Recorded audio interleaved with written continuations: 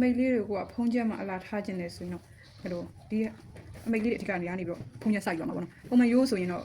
ဟိုအတွင်းချမ်းကနေပြီးတော့ချိတ်ဆက်ကရဲ့အတွင်းချမ်းကနေပြီးတော့စိုက်ယူလို့ရှိတယ်ဒါကတော့အမိတ်ကဖုံးချက်မှာယူခြင်းတဲ့အတွက်ကြောင့်ဖုံးဒီအမိတ်ကနေဟိုစိုက်ယူမှာပေါ့နော်စိုက်ယူမှာဆိုတော့ဒီမှာကထမင်းအမိတ်ပါတာကရန်ကုန်ပုံဖြစ်နေဘုမာကမန်လေးပုံပါတာအမိတ်ကရန်ကုန်ပုံဆိုတော့ဒီအမိတ်နားလေးကနေဖြတ်ပြီးတော့ဆက်လေရတယ်ဒါပေမဲ့စက်ကြောင်းပါမကြိုက်တော့ကြတော့ဒါလည်းကိုဟာကိုဆိုတော့ကြတော့ကိစ္စမရှိဘူးဆိုတော့ကိုစောက်ထိုးချုပ်လိုက်မှာပေါ့နော်အဓိကဘောင်းမိတ်မှာရန်ကုန်ပုံဖြစ်တဲ့အတွက်ကြောင့်ကိုစောက်ထိုးယူရပေါ့စောက်ထိုးယူမယ်ဆိုတော့ကြတော့အဓိကအမိတ်ကနေစယူမယ်ဆိုတော့ဒီမှာချိတ်စက်ကနေပုံတင်မျိုးတွန်ဒီတွေပြပေးမယ်နော်ပုံမင်းနီးဆိုတော့ကြတော့ဒီမှာညာလာတော့မသိခဏအတွက်ဒါခါချင်းစင်တီမီတာနဲ့နော်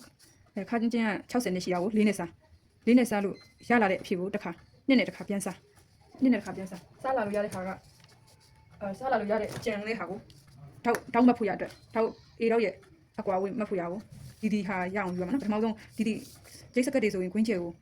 ခါချင်းနဲ့ယူလို့မရှိဘူးတင်းနဲ့ပဲယူလို့ရှိတယ်ဒီဟာကဘာလို့စားထားလဲဆိုရင်ခါအစားနှစ်ကစကတ်တစ်တက်ဖို့ရအဲ့လိုလိုအပ်တယ်ဒါပေမဲ့ခုလောလောဆယ်ကမလိုအပ်ဘူးမလိုအပ်တဲ့အတွက်ကြောင့်တောက်အကွာဝေးကိုရချင်တဲ့အတွက်ကြောင့်ခါချင်းကိုလေးနဲ့စားရလာတဲ့ဖြစ်ကိုခါနှစ်နဲ့ပြန်စားလိုက်တာပေါ့နော်ဒီဟာဒီအေတော့အကွာဝေးချိန်ဖို့ရအတွက်ဒီရလာတဲ့ဟာဝင်းကျဲကယူမယ်ဆိုရင်ဘယ်လိုရမလဲဆိုတင်ပက်လေဒီမှာ60ရှိတယ်60ရှိတာကိုနှစ်နဲ့စားလိုက်မယ်နှစ်နဲ့စားလို့ရလာတဲ့ဟာကိုနောက်ချမ်းနဲ့အတွင်းချမ်းကိုယူမယ်အနုပ်ကိုလို့ဒီမှာပြထားတယ်နော်ဒီဟာကကျတော့ကိုကပုံသေးလားဆိုရင်ပုံသေးမဟုတ်ဘူး6ကနေ6ခွန်8ကိုအဲ့ဒီချားထဲမှာကိုအဆင်ပြေတယ်လို့အဖုံးချမ်းကြီးရကြိုက်တယ်ဆိုရင်ရှော့ပြီးတော့နှုတ်ပေါ့နော်အဖုံးချမ်းအတိုင်းကြီးရမကြိုက်ဘူးဆိုရင်တော့အဲ့လိုကိုကအနေတော့ပဲဒီတော့ခါးတွေတုတ်တဲ့လူကြတော့လည်းဖြိုးဆိုရင်ခါးတုတ်ကြီးတွေနဲ့ဖုံးကလည်းဖုံးတော့လိုချင်တယ်ဆိုရင်တော့6လောက်ပဲထားပါနော်ဒါကတော့ကျွန်တော်ကကိုလိုပဲနှုတ်ထားတာနော်အရှိကိုကျတော့4ပေါင်အရှိကဒီဟာက64ရှိတယ်အပေါင်းက4နော်ရလာတဲ့ဟာဒီအရှိပေါ့နော်ခောက်စာနဲ့အပေါ်ချုပ်စာခောက်စာ3 cm အပေါ်ချုပ်စာ1 cm ဖြစ်တဲ့အတွက်ကြောင့်ဒီမှာ4ပေါင်းထားတယ်နော်တောက်သားတွေရဖို့ကြတော့တဲပုံတင်ကြီးကခါးတဲ့ကတင်းတဲ့ခါကုန်တော့ရလာတဲ့ဖြစ်ကိုတောက်9000 A 2000တစ်ဖက်2000 4000ရဲ့အတွင်းကျမှ1000ရဲ့ဆိုတော့ကျတော့9000ဖြစ်မှာဝေးရလဲကောင်းတယ်ဆိုတော့ကြောင့်9000ပဲထည့်9000အဲ့လို9000ထည့်မှာမလို့ဒီမှာ9000နဲ့စားလိုက်တယ်တင်းတဲ့ကခါကုန်နှုတ်ရလာတဲ့ဟာကို9နဲ့စားလိုက်မှာနော်အဲတောက်9000ညထည့်မှာဆိုတဲ့အတွက်ရလာတဲ့အဖြစ်ကအရင်ကနန်းနေကြီးတယ်ဆိုရင် A တောင်းမှာတစ်ဖက်2000နဲ့မလုံတော့ဘူးမလုံတော့ကြတော့3000ညထည့်လို့ထဲမှာဝတ်လို့ကောင်းတာအဲ့လိုတောက်သားကြီး2000ထည့်လိုက်တယ်ဆိုဝတ်တဲ့ချိန်မှာအပေါ်လိတ်တက်တာတွေဘာတွေဖြစ်တယ်လေအဲ့အတွက်ကြောင့်ဒီမှာတောက်ဆွဲနည်းလေးတွေရောခြုံနည်းလေးတွေရောတခြားလေးပြပေးမယ်နော်အဖုံးချန်ဒီဟာတော့ကျွန်တော်အရှိတိုင်းကြည့်လိုက်တာဒီအရှိကဖြတ်เสียမလို့သူကဒီဟာကချင်တယ်ဆိုတော့ကျတော့စောက်တူပဲကျတော့ဒီအရှိတိုင်းယူမှဝေးရမှာဖြစ်တဲ့အတွက်ကြောင့်ပုံမှန်ဆိုရင်မလားဘက်ကနေပြီးတော့ဒီလိုအစရမလားဘက်ကနေပြီးတော့စတိုင်းလေးရှိတယ်ဒါပေမဲ့ဒီဟာကိုကျတော့ဘာလို့အလားဘက်ကနေပြီးတော့ဒီမှာခင်းထားလဲဆိုတော့ဒီအမိတ်ကိုအဓိကထားယူခြင်းတဲ့အတွက်အမိတ်ကိုအလားအဓိကထားယူခြင်းတဲ့အတွက်ဒီအမိတ်ကိုဦးစားပေးပြီးတော့ပေါ်ဝင်းကျဲကိုကျတော့ဒီကနေပြီးတော့စထည့်လိုက်မယ်နော်ဝင်းကျဲဘယ်လိုယူလဲဆိုတော့မန်လီဘုံဖြစ်တဲ့အတွက်ကြောင့်အဖုံးကမန်လီဘုံဖြစ်တဲ့အတွက်ကြောင့်ဒီမှာအလားနဲ့ဒီမှာတိုင်းကတ်လိုက်မယ်ဆိုရင်မန်လီဘုံလူမဲ့မလားနဲ့ကိုနဲ့ကတ်လိုက်မယ်ဆိုရင်ဒီမှာဖုံးချမ်းဒီဟာဖြစ်ရမှာလို့အဖုံးချမ်းကိုအမိတ်လက်ယူမှာဖြစ်တဲ့အတွက်ကြောင့်ဟိုဟာအဖုံးချမ်းနေစမယ်နော်ပုံမှန်ကတော့အတွင်းချမ်းနေစပြီးတော့မှတ်လေဝင်းကျဲကိုတိုင်းနေရှိတယ်ဒါကတော့ဒီအမိတ်ကိုအဓိကယူနေတဲ့အတွက်ကြောင့်အမိတ်ကနေပြီးတော့စပြီးတော့မှတ်မယ်နော်စမယ်မယ်ဆိုရင်ထမိန်လေးဝင်းလိတ်လေဝေးရတယ်လို့မျိုးစကတ်တွေမှာဆိုရင်လည်းအဲ့လိုဟာကိုတစ်ခါတည်းစပြီးတော့စထုတ်ပြမယ်နော်စထုတ်မှာဘယ်လောက်လဲဆိုရင်ဒီအနားကနေပြီးတော့အောက်ကို 8cm မှတ်လိုက်မယ်နော်ဒီဟာလေးကအဖုံးချမ်းကနှစ်ချမ်းရှိတာအတွင်းဖုံးချမ်းအပြင်ဘက်နဲ့အတွင်းဘက်ဆိုပြီးတော့အဖုံးချမ်းကိုနှစ်ချမ်းရှိတာဒါကအတွင်းချမ်းရောက်မဲ့အဖုံးချမ်းရဲ့အတွင်းရဲ့အတွင်းလွှာဆိုတဲ့အတွက်ကြောင့်ဒီမှာဒီဟာကိုကျတော့ 8cm မြင့်ထည့်သွားလိုက်မယ်နော်ဒီမဲ့ဒီအကျယ်ကိုကြည့်လိုက်ရင်တိုင်းကြည့်လိုက်မယ်ဆိုရင်ဒီမှာတွက်ထားတဲ့ဟာကတင်အစားနှစ်အနုပ်6လို့ဒီမှာရေးထားတာအဖုံးချမ်းနှစ်လွှာသလုံးကကျတော့ဒီအနုပ်6ဖြည့်ဖို့ယူမှာအနုပ်6ဖြည့်ယူမှာဆိုတဲ့အတွက်ကြောင့်ဒီမှာသူရထားတာက36ရထားတယ်36ရထားတာကို36ကနေစမယူသေးဘူးအရင်ဆုံးချုပ်စာ2.5တော့ထားရအောင်နော်ချုပ်စာဒီကတော့ကျွန်တော်ကဒီမှာတိုင်းကြည့်လိုက်တာ2.5ထားမယ်ဆိုရင်ဒီဟာနဲ့ကျတော့ဟိုအမိတ်အဓိကယူမှာဆိုတော့ကျတော့မကိုက်ဖြစ်နေတဲ့ကြောင့်ဒီမှာ 2cm ယူလိုက်မယ်နော်ဒီမှာ 2cm ယူလိုက်ပြီးတော့ဒီမှာသူ့မှာရလာတဲ့ဟာက36ဆိုတော့ဒီမှာ36မှတ်လိုက်မယ်နော်36ဒီမှာ36ဆိုအမိတ်အခြေကွက်တရောက်သွားနော်ဒီမှာမှတ်ဒီမှာအဲ့မှာပြဒီအမလေးကနေပြီးတော့နောက်ထပ်အဖုံးတစ်လွှာစာယူမယ်အဖုံးက2လွှာရှိအောင်လို့နော်ဒါကအဖုံးရဲ့အတွင်းမှာဖြစ်မှာဒီခုဆက်တိုင်းမဲ့ဟာကအဖုံးချမ်းရဲ့အပြင်မှာဖြစ်မှာနော်ဒီအမကနေလည်းတစ်ခါခုနတင်စားနှစ်အနှုတ်6နော်ရလာတဲ့ဖြစ်36ကိုတစ်ခါထပ်မယ်ဒီ8cmချထားတဲ့မြင်းပေါ်မှာပဲအတွင်းအဖုံးအတွင်းတော့ကိုမှတ်လိုက်တယ်နော်အဲ့ဒီမြင်းကနေပြီးတော့စပြီးတော့ဒီအမကနေပြီးတော့ဒီအရှိအစွန်းကနေပြီးတော့သူအရှိအစွန်းကဒီမှာသူ့ရဲ့36လေးဖြစ်ရမယ်ဒီချထားတဲ့ 8cm မြင်းလေးဖြစ်ရမယ်နော်ဒီမှာဆိုရင်တော့ဒီနားလောက်နေရောက်လာဒါဆိုဒီလိုဆက်ဒါလည်းညှက်ထုတ်ပြင်မယ်နောက်ကြတော့နော်ပြီးပြီဆိုရင်ဒီအမကနေပြီးတော့နောက်ချမ်းတင်အစားနှစ်ဖြည့်ယူမယ်ဒီမှာနောက်ချမ်းတင်အစားနှစ်က190ဆိုတော့ဒီမှာက45ရထားတယ်45ဆိုတော့ဒီကနေပြီးတော့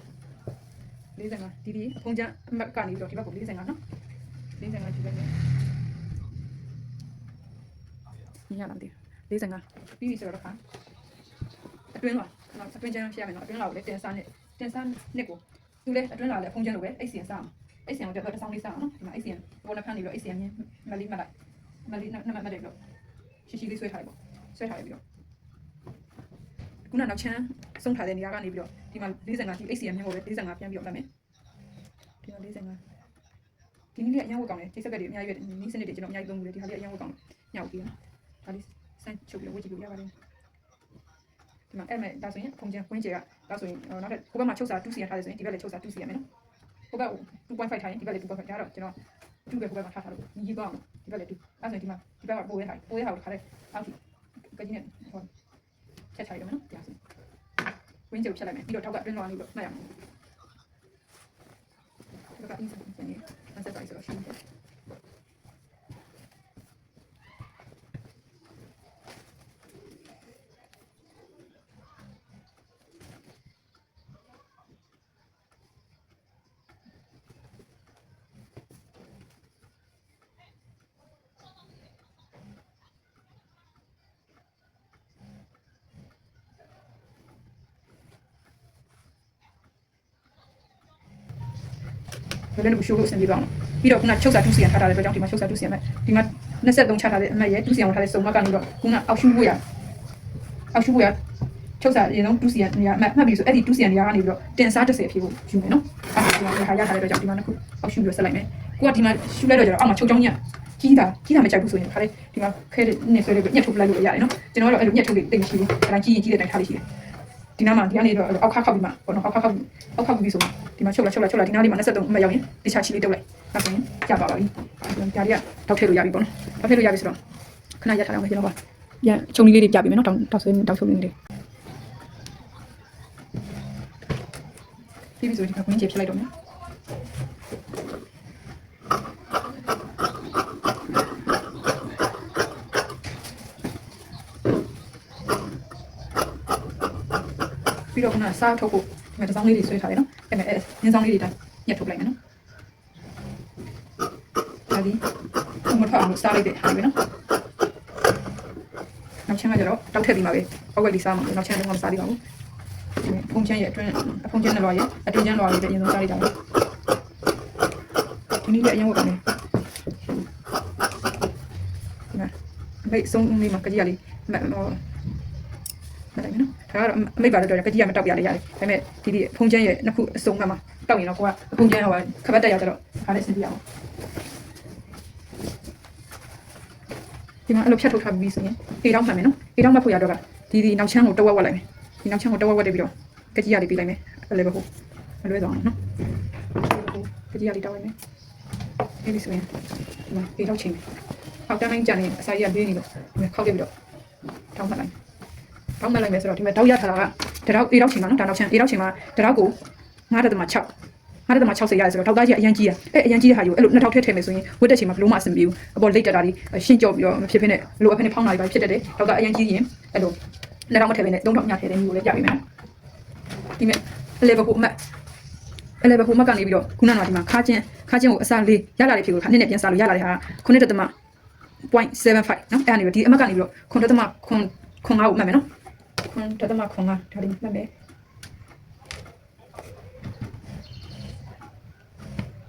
ဒီလေမကနေပြီးတော့လေဒီဘက်ကို9.9မှတ်မယ်ဒီအကွာဝေးသည်ခါအစား4ဖြည့်ရှိရမယ်နော်အေတော့ကိုပဲနဲ့ဒီဘက်အကွာဝေးသည်ခါအစား4ဖြည့်ကျန်ရမယ်ဒီမှာခါအစားကခါစား4ဖြည့်ရထားတာက15.5တဲ့ဒီမှာရရတယ်15.5နော်အခုကျေရတယ်15.5အဲ့ဆိုဒေါက်တာကိုညှပ်ထည့်မယ်တစ်ဖက်ကို3000စီထည့်မယ်ဆိုတော့ကျတော့ဒီဟာဒီတမိုးဒီ1000စာဖြစ်တဲ့အတွက်ကြောင့်ဒီတစ်ဖက်ကို2000ရှိတဲ့အေတော့ကိုအဲ့မလို့2000နဲ့ရမ်းမြောက်လိုက်မယ်ဒီရလာတဲ့ဟာကိုနဲ့မြောက်လိုက်ပြီးတော့တစ်ခါရလာတဲ့အဖြစ်ကို3နဲ့စားလိုက်မယ်3နဲ့စားလိုက်တော့ကျတော့ဒီမှာ17.2စိတ်ရတယ်နော်9.6နှစ်ခါပေါင်းလဲရတယ်ညှောက်လိုက်လဲရတယ်နော်ဒါပေမဲ့ဟိုဘယ်ဟာဖြစ်ဖြစ်ဟိုရလာတဲ့ဖြစ်အတူတူပဲ9.6ကိုနှစ်နဲ့ညှောက်လိုက်တော့ကျတော့17.2စိတ်ရတာ17.2စိတ်ကို3000ညထုံးမယ်3000ညထုံးမယ်ဖြစ်တဲ့ကြောင့်ဒီအတွင်းပထမဆုံးမှတ်တဲ့တောက်ဒီအကြီးဆုံးဖြစ်ရမယ်တဖြည်းဖြည်းနဲ့သေးသွားမယ်ဘေးတောက်လေးတွေကအဲ့မလို့ဒီဟာကိုဒီမှာ4.2စိတ်တောက်သားထည့်လိုက်မယ်ထောင်းတစ်ခုရကွာဝေးရ 2cm 2.5လေးထားလို့ရတယ်ဒါပေမဲ့3တောက်ထဲမှာဖြစ်တဲ့အတွက်ကြောင့်3တောက်ထဲမှာဖြစ်တဲ့အတွက်ကြောင့်ဒီဟာက2cm ပဲကွာထားလိုက်မယ်နော်ဟို2000ထဲထိုးမဲ့သူတွေဆိုရင်ကျတော့2.5လောက်ကွာလိုက်အဆင်ပြေအဲ့လောက်မှအဆင်ပြေနော်ဒီမှာတောက်သားက4.2စိတ်ယူလိုက်တယ်ဒီမှာက4ယူလိုက်မယ်အဲ့ဆိုတော့နှစ်ခုပေါင်း8.2စိတ်ရပါပြီ8.2စိတ်ရသွားပြီဆိုတော့ နောက်ထပ်ဟို17ထက်တမ2စိတ်ပြေးဖို့ရအတွက်က 3cm လိုသေးရနော် 3cm လိုရအောင်လဲဒီဘက်မှာမှန်မယ်တောင်းတစ်ခုကွာဝေးရ 2cm ပြီးတော့ကျတော့ဒီအမကနေပြီးတော့သူထောက်သားကြံတဲ့အဖြေ 3cm နော်အဲ့ဒါဒီထောက်သားကဘယ်လိုရလာလဲလုံးဆိုရင်ခုနကပြောပြတဲ့အတိုင်းပဲနော်တင်တွေကခါကုန်တော့ရလာတဲ့အဖြေကိုငါးနဲ့စလိုက်တာပဲတယောက်နဲ့တယောက်ခဏကိုအချိုးစားမတူတဲ့အတွက်ကြောင့်ရလာတဲ့ကနန်းတွေကလည်းတူလာမှာမဟုတ်တော့တချို့ဆိုရင်ခါတုတ်တဲ့နည်းနည်းလူကြီးပိုင်းနေဆိုရင်ကျတော့ခါတုတ်ပြီးတော့တင်ကြသိမ့်မရှိတော့ဘူးဆိုရင်ထောက်သားလေးသိသွားမယ်လူငယ်ပိုင်းနေဆိုရင်ကျတော့ခါလေးသိမ့်ပြီးတော့တင်လေးကားနေတယ်ပါလို့ဆိုရင်တော့ဒီအဖြေတွေကြီးနေတာနဲ့အမြတင်တွေကခောက်လို့ရလာတဲ့အဖြေကကြီးနေထောက်သားကြီးမှာပဲငါးနဲ့ပုံမှန်တော့ငါးနဲ့ပဲစားမှာနော်ငါးနဲ့တရားကျထောက်သားအရင်ကြီးလို့တစ်ဖက်ကို3တောက်ညထည့်လိုက်တဲ့ဘောပဲအဲ့ဆိုဒီမဲ့တောက်လေးတွေဒီဘက်လည်းအဲ့လိုပဲချိန်လိုက်မယ်နော်ထောက်သားလေးကိုဒီမှာကဖိုးတသမဒီဘက်ထားတယ်လို့ပဲဒီအတွင်းလောက်အတွင်းဆုံးထောက်က4တသမ2စိတ်တောက်ကွာအဝေးက 2cm ဒီထောက်သားက 4cm တောင်းတဲ့ကွာဝေးက 2cm နောက်ထပ်ထောက်သားက 3cm နော်ဒါဆိုရင်ဒီမဲ့တောက်လေးတွေဆွဲမယ်တောက်လေးတွေဆွဲတဲ့ချိန်ကိုကိုယ့်ဘက်ဒီဘက်စောင်းလို့ရအောင်တောက်ကိုအဖြောင်းနင်းနဲ့တောင်းမပြတ်မယ်ဖြောင်းဆင်းရမယ်နော်အတွင်းနဲ့အဓိကမဝင်စင်ဘူးအေးတော့နှစ်ခုထိအတွင်းနဲ့ဝင်နေလုံးဝမလာဘူးဒီဟာဒီအဖြောင်းဖြစ်နေရမယ်ထောက်ချီဘယ်လောက်ထားမလဲဆိုတော့အရက်ရှိတဲ့လူဆိုရင်တော့နည်းနည်းရှိထားပါတော့16လောက်ထားလိုက်မယ်နော်ဒီက16တောက်ရှိ16ဒီမှာခဲချောင်းလေးလေးဆွဲပြလိုက်မယ်တောက်ဆိုရမယ်ပြီးပြီဆိုရင်ဒီကနေနောက်ထပ်တစ်ထောက်ဖုံးမှာဒီအေတော့အကားဒီဘယ်လောက်ထားမလဲဆိုတော့ 7cm ထောက်အရှိကိုကျတော့ဒီထားတဲ့ 1cm short ပြီနော်ထောက်ကဘေးလောက်လေးတိုးလို့သွားတယ်ဒီမှာထောက်သားလေးကိုတော်ဝမယ်ဒီမှာထောက်ရှိက16ထားရင်ဒီမှာ16ထားလိုက်ထောက်ရှိက16 1cm short လိုက်ကနော်ဘေးလောက်လေးတိုးရမှာမလို့ပြီးပြီဆိုတော့ဒီနဲ့ကွာဝေးက9ကွာထားတယ်နောက်ထပ်ဒီတစ်ထောက်ဖုံးမဲ့ဟာနဲ့ဒီအောက်ကကွာဝေးကျတော့6လောက်ကွာလိုက်အရင်ဘေးကွာမှာဆိုတော့6လောက်ဆိုရင်ဒီလိုပဲနော်တင်အရင်ကြီးရဆိုရင်တော့နည်းနည်းပွားခွက်လောက်တိုးကားလိုက်လေရတယ်ဒါတင်ကဟိုအရင်ကြီးတယ်ပါလို့ဒီမှာထောက်တော့တော့နေထားမှာပါတယ်ဒီတောက်အရှိက16ထားတယ်ဆိုဒီမှာတောက်အရှိက7နော်ဘေးထောက်လေးတွေဒီမူရင်းတောက်တဲ့ 1cm ရှော့ပြီးတော့ဟောဆွဲမယ်နော်အဲ့ဒါဒီအဲ့ဒါတစ်ခါပြီးတော့ဒီဘက်လည်းခုနလိုပဲတောက်တော့ဝက်ပြီးတော့ညင်းပြောက်ဆွဲမယ်တောက်ရှိက7ဒီမှာတောက်တော့နှစ်ဖက်ဟိုဒီခဲလေးဆွဲဒီတောက်က 7cm ဒီထောက်လောက်ကိုတော်ဝက်မယ်ဒီထောက်သားလည်းတော်ဝက်ထားမယ်နော်ပြီးပြီဆိုရင်ဒီဘက်16ထားတဲ့အတွက်ကြောင့်ဒီထောက်တောက်ရှိသည်16ထားမယ်နော်16ထောက်သား16ထားပြီဒီထောက်ကခွန်ထားတယ်ဆိုရင်ဒီက6 1cm short နော်ရင်ဘေးတွေကနေမှာဆိုလို့ဒီမှာအဲ့ဆိုရင်ဒီမှာ16ထားတာမလို့ဒီမှာဒီထောက်ရှိသည်15ထားလိုက်မယ် 1cm short လိုက်တာနော်ရှိရအဲ့လိုဒီလိုလေးထည့်ရင်လေထောက်ကတင်နေရလေးကိုသူ့ဟာလေးနဲ့ပုံကလေးတိုင်ထည့်ထားတဲ့အတိုင်းဖြစ်ပြီးတော့ဝေးရအရင်ကောင်းပြီးတော့အစမတ်ကြစီရပါတော့ဒီလိုလေးတွေထောက်သားကြီးလေးလို့ဆိုရင်အဲ့လို3တောက်ဖိုးပြီးတော့ချုပ်ကြည့်ပြီးတော့ဝတ်ကြည့်ပါအရင်ကလို့ကောင်းပါလေပြီးပြီဆိုရင်ခုနဒီမှာ9နဲ့စားထားတာဆိုတော့ပုံမှန်ဒီမှာကအစတော့ထောက်သားမကြည့်ဘူးဆိုရင်အေးတော့ဆိုရင်2000 4တောက်နော်နောက်ထပ်1000စာပိုးနေတယ်ပိုးနေရဘယ်နားမှာထမလို့ဆိုအတွင်းမှာထိုးမှာအတွင်းချမ်းဘယ်နားမှာလို့ဆိုတော့ဒီနောက်ချမ်းအမတ်ကနေဒီမှာနောက်ချမ်းအမတ်ဒီနားမှာရှိတယ်နောက်ချမ်းအစမတ်ကနေပြီးတော့ဒီဘက်ကို15ရွှေ့ဒီမှာ15ရွှေ့တယ်ပြီးတော့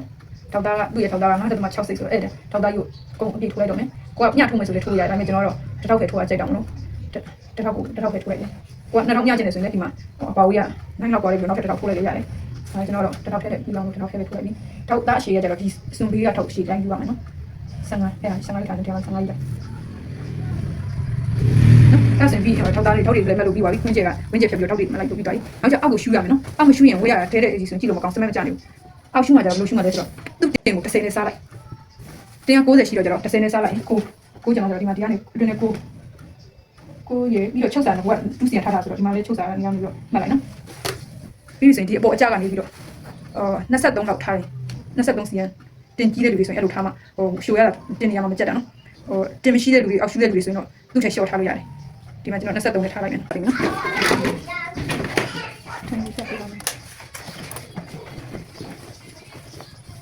်ထောက်ထည့်မယ်ဆိုရင်ဒီအလေရာလေးကိုဒီလိုချိုးကနေတော့တိုင်းရတော့ထောက်တာကြည့်နော်ဒီဘက်မှနဲ့တစ်ထည့်ကြောင်တော့ဟိုကိုမကျွမ်းတဲ့လူတွေဆိုရင်ဒီတိုင်းညင်းလေးကိုပင့်နေဒီလိုလေးထင်းပြီးတော့ဖြည်းဖြည်းချင်းလေးနင်းနဲ့အဲ့လေးဖြုတ်ပြပါပါဒါကျွန်တော်ဒါတစ်ခုလိုပြပြတယ်ကျွန်တော်တို့ထင်းပြီးချိုးနေတယ်တော့လောက်တာလေးကြာပြီးတော့ကိုကလည်းကိုထင်းနေတယ်ပေါ့နော်အဲ့အရာလေးကိုပတ်ကြအောင်အဲ့လေးထင်းပြီးဆိုရင်ဒီတခြားတော့ဒီတော့မှာပြီးပြီဆိုရင်အောက်ကိုကျတော့လုံးဝမတုံးအောက်ကိုခဲချောင်းရပြီးတော့ရှော့အောက်ကိုပြီးထားလိုက်မရှိလေးထက်လိုက်တူတူလေးထည့်လို့ပြီးတယ်လို့နော်ရှိလေးထည့်ပြီးဒီမှာထုံးနေတယ်ထုံးနေကိစ္စမရှိရှိလေးထည့်လိုက်နော်ကျွန်တော်တော့အဲ့လိုထုံးနေပြီရှိအဲ့လိုပို့ပြီးတော့လေးချောင်းတော့ထုံးရနော်ချော့ပဲထုံးလိုက်တူရှိလေးထည့်လိုက်ကြလက်မလောက်နေလို့ချက်နော်ဒီဆိုရင်ဒီဘေးထောက်ကကြတော့လေဘေးကိုကားကားသွားတဲ့အတွက်ကြောင့်လူချုပ်မယ်ဆိုရင်ဒီနားမှာမညီဘူးဖြစ်လိုက်မယ်အဲ့မညီတာကိစ္စမရှိဘူးနောက်ကျတော့နောက်ချမ်းကိုကြောက်ဝဲလေးညှိပြုံးမှာဆိုဖြစ်တဲ့အတွက်ကြောင့်ဒီတိုင်းဒီအရာလေးတိုင်းခဲချောင်းရာလေးတိုင်းတောက်လေးချုပ်လိုက်လင်းအောင်လေးချချုပ်လက်မနိုင်ဘူးဆိုရင်ဒီလိုလက်အလေးနဲ့တေချာထည့်လက်လေးနဲ့တေချာထည့်နေပြီးအဲ့ဒီအရာလေးတိုင်းနင်းမှာဒါကျွန်တော်တော့ကြားနေမှာဆိုလို့ဒီလိုကြီးရရရှိမှာဆိုလို့ခုနတိုင်းမှာခင်းနေရနော်ကျွန်တော်တော့ တုတ်ပါတုတ်ပြီးဆိုရင်ခဲကြောင်းရလေးတိုင်းဒီခဲကြောင်းရတုတ်တုတ်ကြီးဟာဖြစ်လို့မကောင်းဘူးဆိုရင်ဟိုအပူပင်းရင်ပြတ်တဲ့ခဲပဲပေါ်မလေးရှိနော်အဲ့လိုဟာလေးနဲ့မှတ်လိုက်ရကျွန်တော်အဲ့မင်းကကုန်းနေလို့တုတ်တုတ်ကြီး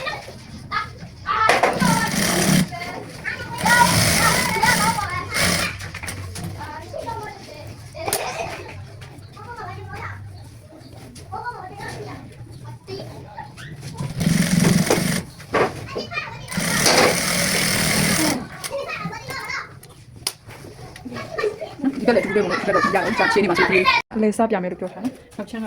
ထောက်ထည့်ပြီးပြီဆိုရင်ဒီလိုအလဲကောင်းနေပြီအလဲပကြီးရတွေကနေပြီးတော့ဒီဝမ်းစီရအောင်ချလိုက်ပြီးတော့ဒီဘေးထောက်နားလေးမှာမညီတဲ့ဟာလေးကနေပြီးပြေးလေးအဲ့လိုလေးလိုက်တင်လေးညှိလိုက်နော်အဲ့ဒါညှိပေးမှာစင်အဲ့လိုဟာမညှိပေးဘူးဆိုရင်အပေါ်မှာဒါလိတ်တက်တာတွေပဲဖြစ်တယ်နောက်ကဝက်ဝက်လေးဖြစ်အောင်လို့